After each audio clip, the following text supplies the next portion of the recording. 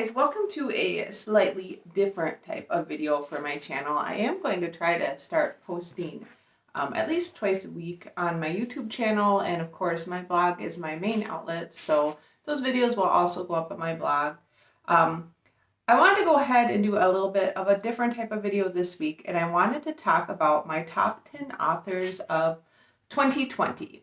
So, and these are new to me authors, not just any author. I'm considering doing another video of like my top authors that are consistently really good. But I thought first I'd do the top 10 that are new to me that I thought were really phenomenal. And some of these are debut authors, so they are brand new authors, and some of them are just authors that somehow I missed and I'm really happy to finally be reading. So with that being said, I'm going to go ahead and get started. The first one is Elena K Arnel. She wrote a book called Red Hood, which was a young adult paranormal kind of about werewolves book. And I'm going to go right out there and say that she is not going to be an author for everybody. Her writing style is very visceral and does not shy away from very graphic depictions of everything from like, you know, normal blood, gore, menstrual cycles, pain, violence. She's very graphic, but I thought her writing style was super unique and I really enjoyed it. She wrote another book earlier, like a couple years ago, called Damsel, which I also read and I did not like as much. That one just went like a little bit too far for me and it kind of ended in a weird way. But Red Hood I thought was phenomenally done. It was one of the most unique young adult books I read this last year in 2020, and it just, I don't know, it just kind of blew me away. So she's definitely an author that I was excited to find this year, and definitely one I'm going to keep an eye on, just because her writing style is so completely unique, and she just writes in this really raw, visceral style that like pulls you into a story. You can absolutely like feel and picture everything. So she's one that I'm really interested to see what she does next. And again, I would recommend Red Hood. If you like Red Hood, you can try reading Damsel. Just keep in mind that Damsel's a little more of an uncomfortable read. So yeah, there's a parts in there that were just a little bit too yucky for me, but I was really amazed by her writing style, and I would definitely recommend checking her out. And I should mention, these aren't in any particular order. I just kind of went through all the books I really loved this year and then pulled out authors of those books that were new to me. So, all right, going on to the second author on my best new to me authors of 2020. And that's Kate Penacost, who wrote Elysium Girls, and this was a debut novel for her. Elysium Girls is a kind of Dust Bowl fantasy type of book, which I find I actually really enjoy a lot. But the whole premise behind it was really unique. There's this whole town, like some old gods come back and this town gets isolated. And it's in America during the Dust Bowl era. And it's just, I don't know, it's an absolutely fascinating setting. And the people in this town have to like do no harm for a certain amount of time in order for the gods to not like decimate the town. And this was just written, it was a really, really unique world. It was really creative idea with like these gods like managing this whole town and their behavior having to be, you know, moderated. And the two main characters, I believe, are Sal and I read it quite a while ago, and they come in from the outside and they're kind of subjected to this whole weird situation. The writing style was really good. Again, as I was saying, I was impressed with the characters. I was impressed with the world building. I thought the concept was really cool. So Kate Penacost will be another author I am definitely keeping on my watch list just to see what she does next. On Goodreads, she does have a untitled book listed that's going to be coming out next year, but I don't really know anything about it. There's not a lot of information on there. So I assume she's coming out with something new. Again, she was a debut author for 2020, and I personally really like the Dust Bowl fantasy genre anyways, and I thought that the way she built the world and the characters and the whole plot was just really well done and really fresh, and I really love that book, and I'm very excited to see what Penacost comes up with next. All right, the third author that I really, really liked in 2020, and I actually have the physical books here, is Kamome Shirahama, who does the Witch Hat 8-layer series. Obviously, I got on the boat with this a little late. I think he started writing these in 2018. But this manga series is fantastic. I think my all-time favorite manga series is Vinland Saga, but this one is drawn with the same like caliper and quality as Vinland Saga, but it's a more like all ages appropriate, just straight out fantasy book. So the drawing in here is just very, very beautiful, very intricate. I absolutely love it. The story features this young girl who finds out that she can do magic and goes to become a witch. And it's got enough of a complex plot and a little bit of darkness to it that it works really well for adults as well as kids. My 13-year-old son loves this series. I think I could have seen myself reading this to him when he was even 5 or 6 years old. But it's still complex enough and well done enough that I really love it. And it's not often that you find a manga author that can just do both the really beautiful complex artwork and has an amazing world, amazing characters, and a very complex and interesting story. It never gets confusing. The panels are always very easy to read. The characters are distinguishable from each other very easily, so they never get confusing either. And it's just, I mean, it's just so well done. And I was so sad when I actually got caught up with this whole series. So that's the Witch Hat 8-layer series, and that's Kamome Shirahama. And I actually don't know if this is the only manga series that they have out, but I would recommend checking it out. And I do plan on checking to see if there's any other series by this author. I just don't like to read too many manga series at once. So I'm not going to do that until I finish up another manga series. All right. So the fourth author that I really enjoyed this year, who is not a debut author, but I think only has one other series out which I have not read yet, and that is Rebecca Ross, who did Sisters of Sword and Song. And this was a really well-done fantasy novel about two sisters, one who goes off to join the army and one who stays home to help her parents run the olive farm. And like when the sister that went off, I'm trying to remember the names, Ebony is the one who runs the farm and Halcyon is the one who ran off to join the army. And when Halcyon comes back home and she's in trouble, Ebony, I think that's how you say it, ends up getting involved in all of this. And one of the things I liked a lot about this book, but the world building's really good, which is, kind of a prerequisite for an excellent fantasy. But I like the relationship the sisters had, and I like how Ebony is like, she's not really like this spectacular heroine or hero. She's just a normal girl. And just through her own like stubbornness and intelligence and just like her own gumption, she just helps the whole situation out, and she does end up being kind of special at the end, but I just really liked it. It was really well done. The relationships between the characters are well done. The world building was well done, and it was just a really refreshing, well done fantasy. I do know Rebecca Ross also wrote the Queen's Rising duology, I believe, so I have that on my to-be-read list to check out at some point. But if you are looking for just a good, solid, epic fantasy type of read, young adult, very, not a difficult read, just kind of a nice read where there's a good world, solid characters and stuff, I would definitely recommend Rebecca Ross and her Sisters of Sword and Song. So, yeah, I think that was my four. I'm like cheating. This is so bad. I can't remember anything. So I have like a cheat sheet behind the camera. So if I'm like peeking, and I do it to not be like super, blatant about my lack of memory, but you could probably wonder what is she doing? All right. So the fifth author that I had on my best new to me authors of 2020 is another Rebecca Kaufman, and this was a debut novel for her, and she wrote Crown Chasers. So that's the first book in the Crown Chasers series. This is probably one of my favorite books of the year. I'm so amazed by this book. It's a science fiction book. about a woman named Alyssa Farshad, who her father is the emperor of the universe, I guess, basically.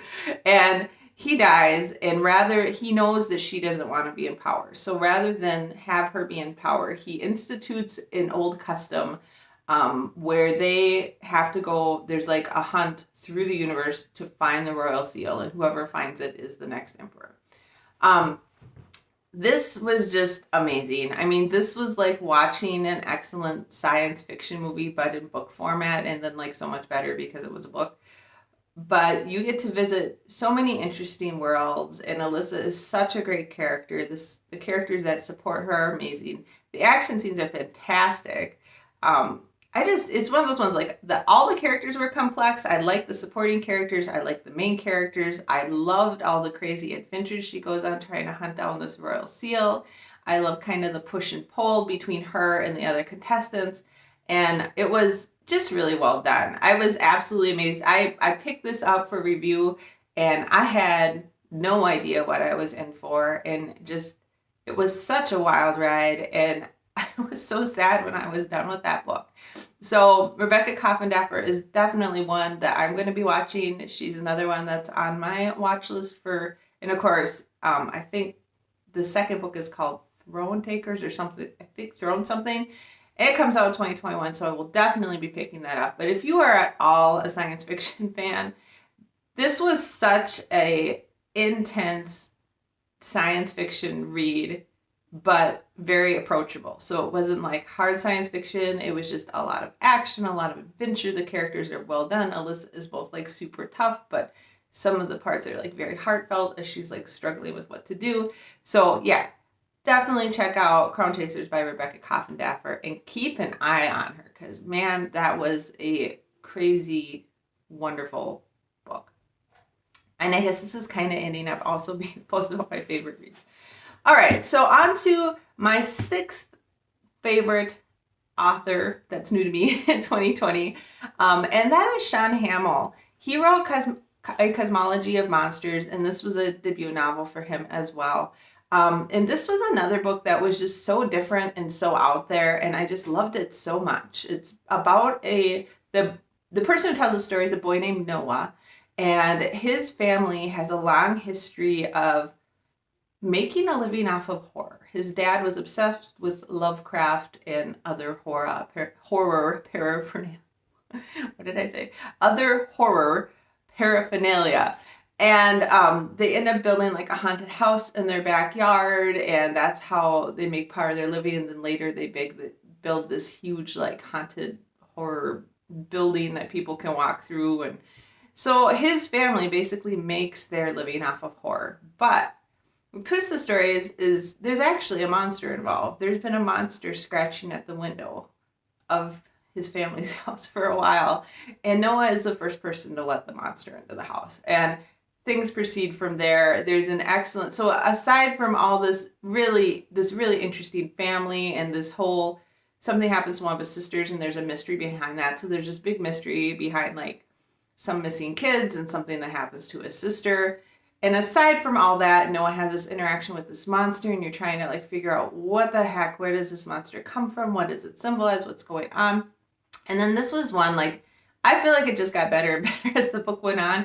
And the ending just blew me away. I thought it was so perfect for the story. It was like just a perfect mix of horror and despair, but like hopeful. And I just absolutely loved A Cosmology of Monsters, and I was super impressed by Sean Hamill's writing of it. It was a complex story to tell, and he did an excellent job both creating the story and telling it. It was super engaging, and I just loved it. I loved every part of that book, and I'm super excited to see what Hamill comes up with next. It is interesting because there aren't a lot of horror writers. I can't say horror today for some reason. Hopefully I don't say something super bad.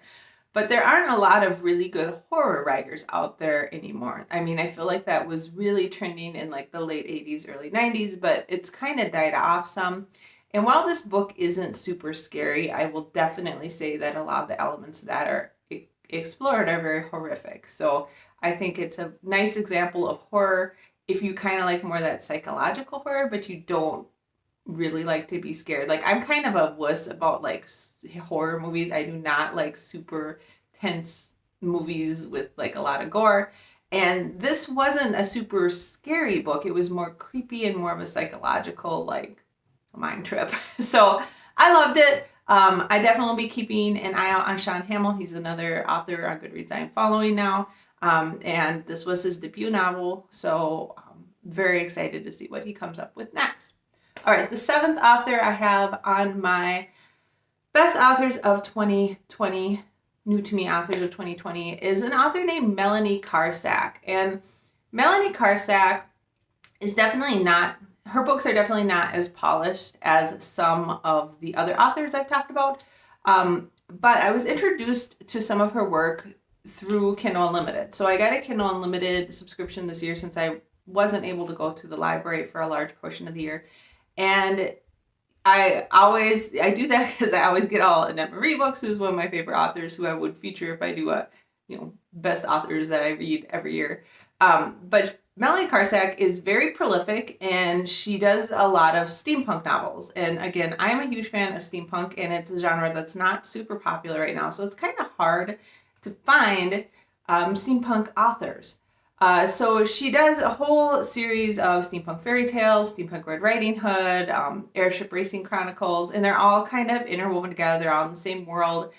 She also does like the Chancellor's Fairy Tales and I think a Celtic series as well. But she's a very prolific writer. Her books are shorter. So this year I was struggling some to read really long books just because of everything going on. My attention span wasn't great. So they are shorter. They're usually around 200 pages long. They're just fun little action-packed reads. And I read a ton of her books this year. She is new to me, but I think she has been writing for a while. And I just really enjoyed. I enjoyed having a little short novel with a lot of adventure and a very complete world. The characters are always well done. As I said, she's the one author I was trying to decide whether or not to put on this list, but I was at 9 without her, so I wanted to be at an even number. So she is good. If you do have a Kindle Unlimited membership, I would definitely check her out if you're like interested in kind of fairy tale retellings and steampunk stories and stuff like that. If you do not have a Kindle Unlimited membership, I don't know if it's worth buying her books outside of that because they are very short. So I guess I would recommend, like all of the Kindle Unlimited authors, her first book is very cheap to buy in each series, so it's like 99 cents. So I would check out first book of a series if you're interested and just see if you like it. Her writing style isn't the most polished and it can be a little bit inconsistent. I did have some books of hers I gave 5 stars and there were others that I did not. So Melanie Sack is an author that was new to me, not a debut author, but she's very prolific. She has a lot of stuff on Kindle Unlimited. And if you're interested in steampunk, I would recommend checking her out. All right, so the 8th author I have on my best new to me authors of 2020 is Nevo, who did, and I think I said that right. She is writing the Singing Hill cycle. And that is another novella series. Again, I read a lot of novellas this year. But it's very well done. And I think the first book was The Empress of Salton Sea. And that one, the way that book was put together was amazing. It's about a cleric who journeys to the prior house of an empress who has died. And as the cleric is there picking up objects in the house, a woman who also is at the house named Rabbit, is telling her the stories behind each object that the cleric touches. And through this telling of stories of these objects' histories, we find out like the whole history of the Empress and her life.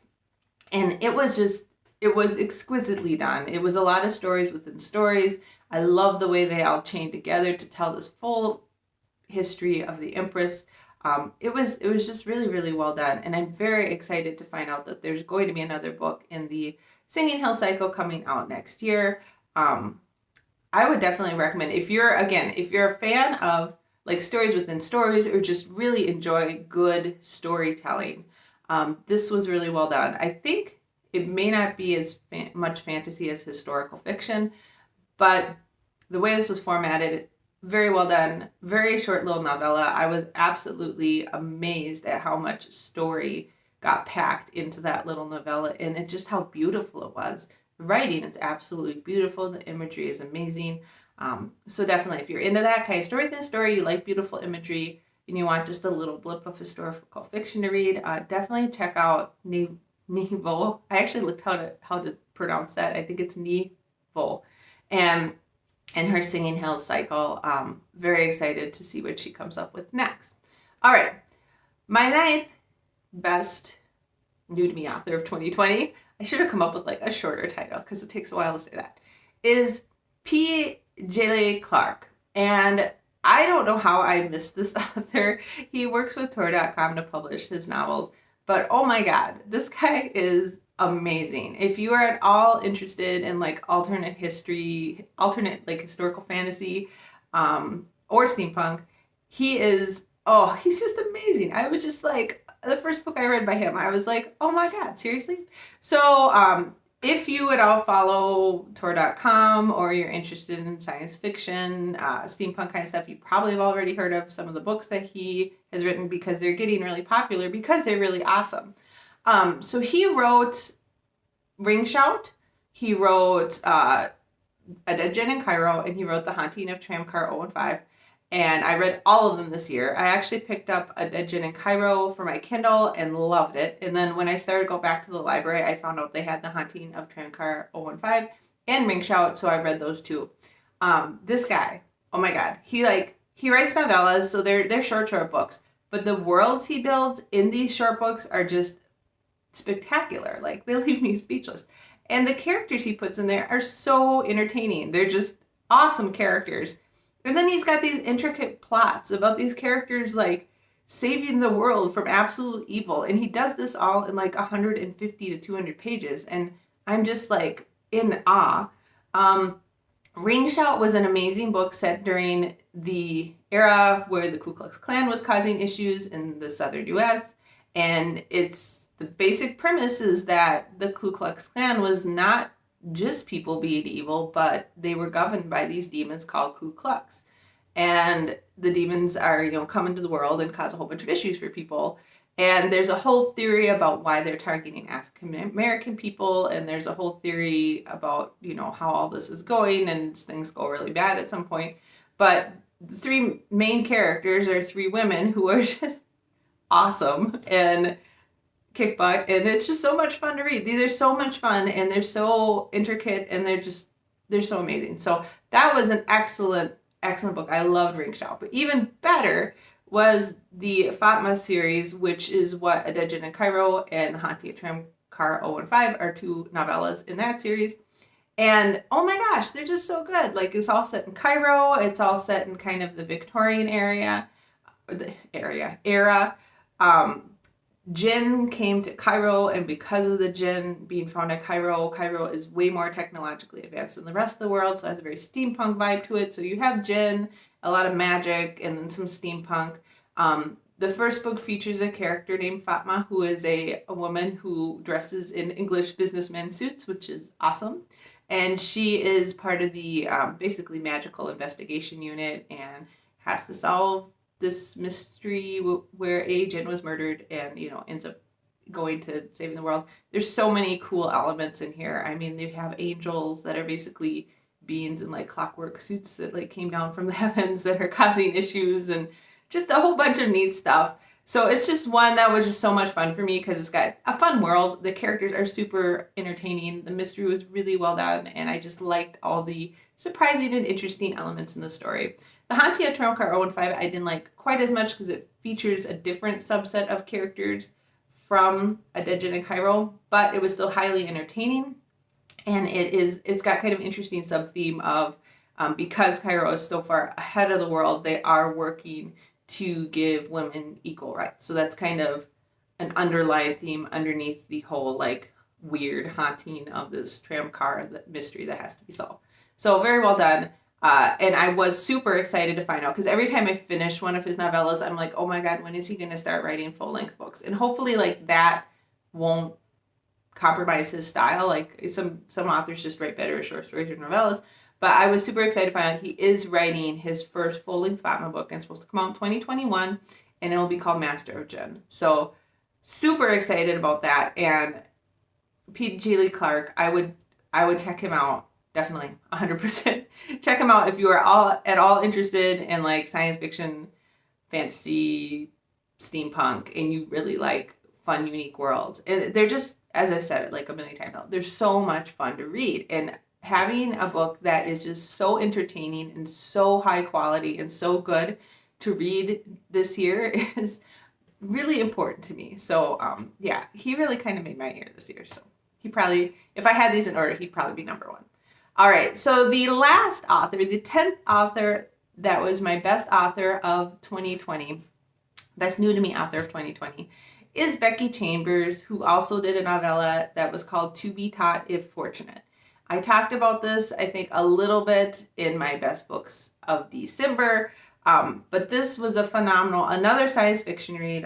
I realize there's a few science fiction reads on here, which is a little unusual for me because I'm more fantasy, but this book was amazing. It was, the whole concept is that this space program is funded by crowdsourcing, basically. So the whole world is pitching in to fund this space travel program to send people out to explore new worlds to see if they're suitable for human habitation. And this book follows a character or a group of, I think there were 4 characters together. It's from the viewpoint of the one character who's basically the pilot, and she's also kind of the emotional glue that holds the team together. But she's not the captain, she's just one of the team members. And they're tasked with going out to this solar system to evaluate these multiple worlds for their, likeliness for human habitation. And it's really well done. So basically they're put in a cryo sleep in 20 years. I think it was 20 years. Maybe I knew that, 20 or 80 years. It was many years past. They only age 2 years on their travel because the cryo slows them down. They're aging now, but does not stop it. And many years pass on Earth before they arrive. And just the exploration of these awesome new planets on its own would have made a good book. But the thing that makes this a spectacular book is they are receiving updates from Earth periodically. But of course, the updates from Earth are very out of date. And the whole added complexity about what is happening on Earth and what they're experiencing on these new planets, kind of the complexity and contrast between the two, just really makes this story. These characters go through a lot of physical and psychological trauma while they're visiting these new planets, but they're also trying to, which ends up distancing them a lot from their origins, right? And them trying to deal with the information they're getting from Earth and just parse it is really interesting. So it's another one that just had fantastical worlds, was super creative, super interesting, lots of adventure, but it's also psychologically very interesting. And I love the ending in this one. Like, I know some people probably hated it, but I love the ending on this one. I thought it was super appropriate given the way the whole mission was run. So really good. And I did not, again, Becky Chambers has been writing the Wayfarer series, which I have not checked out, but I will be checking out. It's on my list to try and read next year. And I was just really, really impressed with this book. Again, it's this tiny slip of a novella, and it packs in many worlds, amazing characters, a huge adventure, and then all this interesting underlying complexity. So definitely another author I would recommend reading. So I know this is a longer video. I hope you guys enjoyed it. And if you have any authors that you read in 2020 that you really loved and would recommend, please comment below. I definitely hope that everyone discovered some new wonderful authors in 2020, and I look forward to reading more by these authors in 2021 and discovering some new authors in 2021. So thank you for watching, and if you haven't subscribed, please go ahead and hit the subscribe button. It helps me out. I know my blog is my main venue right now, but it would be nice to have some YouTube presence as well. Hope you guys had a great holiday, had a great Christmas. This will be posting after Christmas, even though I'm recording it before. So I will talk to you later. Bye.